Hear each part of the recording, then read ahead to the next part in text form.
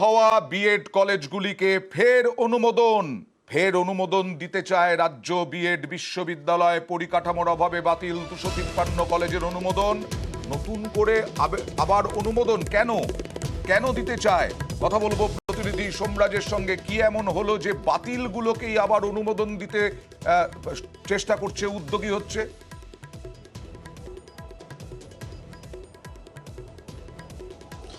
দেখো, প্রথমত আমরাই জানিয়েছিলাম যে 253টি বিএড কলেজের অনুমোদন বাতিল করেছিল রাজ্য বিএড বিশ্ববিদ্যালয়, মূলত পরিকাঠামোর অভাব থাকায়। এবার সেই অনুমোদন বাতিল হওয়া কলেজগুলিকেই অনুমোদন দেওয়ার জন্য রাজ্য বিএড বিশ্ববিদ্যালয়ের তরফে একটি নির্দেশিকা জারি করা হয়েছে। 2023-24 শিক্ষাবর্ষের জন্য অনুমোদন বাতিল করে দেওয়া হয়েছিল 253টি বিএড কলেজে। বিএড কলেজের তরফে, বিএড বিশ্ববিদ্যালয়ের তরফে যে নির্দেশিকা জারি করা হয়েছে সেখানে বলা হয়েছে সাম্প্রতিক সময়ে যে আদালতের পর্যবেক্ষণ, সেই পর্যবেক্ষণগুলিকে মাথায় রেখে বিএড বিশ্ববিদ্যালয় এই নির্দেশিকাটি জারি করছে। যে নির্দেশিকায় তারা বলছেন 2023-24 শিক্ষাবর্ষে যে বিএড কলেজগুলির অনুমোদন বাতিল হয়ে গেছিল তারা ফের অনুমোদন নেওয়ার জন্য আবেদন জানাতে পারবেন, এবং এই আবেদন জানানোর মধ্যে যদি সব তথ্য নির্ভুল ও সঠিক থাকে তাহলে বিএড বিশ্ববিদ্যালয় 6 দিনের মধ্যে অনুমোদন দিয়ে দেবে। কিন্তু অনুমোদন দিলেও ছাত্র ভর্তি আপাতত করতে পারবে না বিএড কলেজগুলি, এই মর্মেও নির্দেশিকা দিয়েছে বিএড বিশ্ববিদ্যালয়। কেন ছাত্র ভর্তি করতে পারবে না? এই নির্ভুল বিষয়টা কি?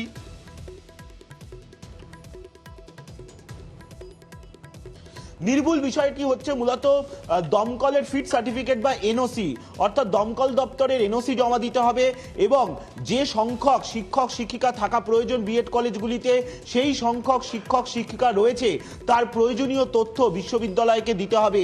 যে দুটি কারণের জন্যই মূলত 253টি বিএড কলেজের অনুমোদন বাতিল হয়ে গেছিল, সেই দুটি কারণকেই ফের কলেজগুলির সামনে রাখা হয়েছে।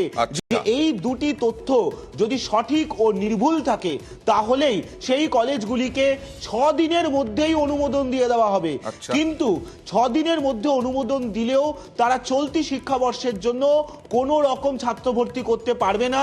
উচ্চশিক্ষা দপ্তরের নির্দেশ ছিল যে নভেম্বর মাসের প্রথম সপ্তাহ, গত বছরের নভেম্বর মাসের প্রথম সপ্তাহ পর্যন্ত ছাত্র ভর্তির পর আর ছাত্র ভর্তি করতে পারবে না।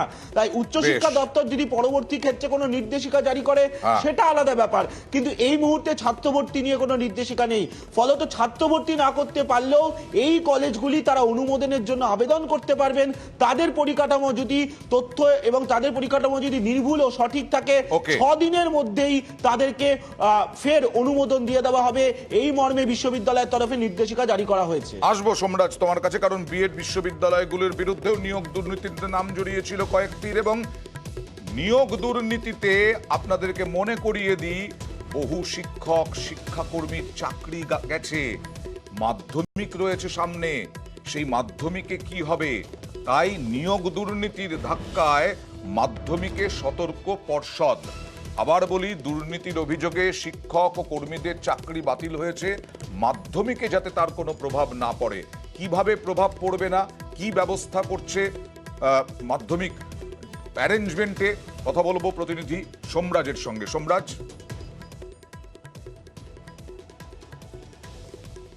দেখো, মধ্যশিক্ষা পর্ষদের তরফে রাজ্য জুড়ে 2500-এরও বেশি পরীক্ষা কেন্দ্র যে তৈরি করা হচ্ছে এবারের মাধ্যমিকের জন্য, যে পরীক্ষা আগামী 2রা ফেব্রুয়ারি থেকে শুরু হচ্ছে, 12ই ফেব্রুয়ারি পর্যন্ত চলবে, সেই পরীক্ষায় যাতে এই পর্যাপ্ত পরিমাণে শিক্ষক শিক্ষিকা এবং অশিক্ষক কর্মী থাকে তা নিশ্চিত করতে চায় মধ্যশিক্ষা পর্ষদ। সাম্প্রতিক সময়ে নিয়োগ দুর্নীতি কাণ্ডে একাধিক কর্মরত শিক্ষক শিক্ষিকা চাকরি গেছে, অশিক্ষক কর্মীদের চাকরি গেছে। তাই তার প্রভাব যাতে মাধ্যমিক পরীক্ষায় না পড়ে, মধ্যশিক্ষা পর্ষদ একটি 14 দফার প্রশ্নমালা তৈরি করেছে, বিভিন্ন জেলায় জেলায় নজরদারি টিম তৈরি করেছে।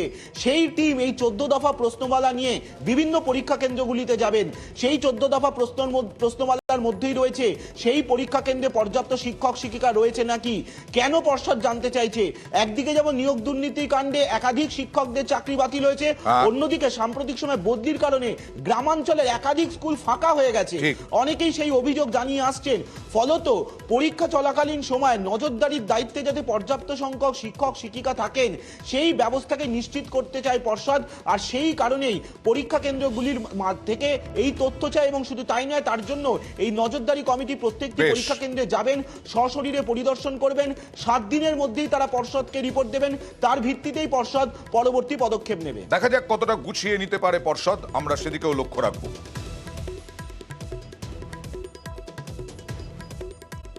আর গত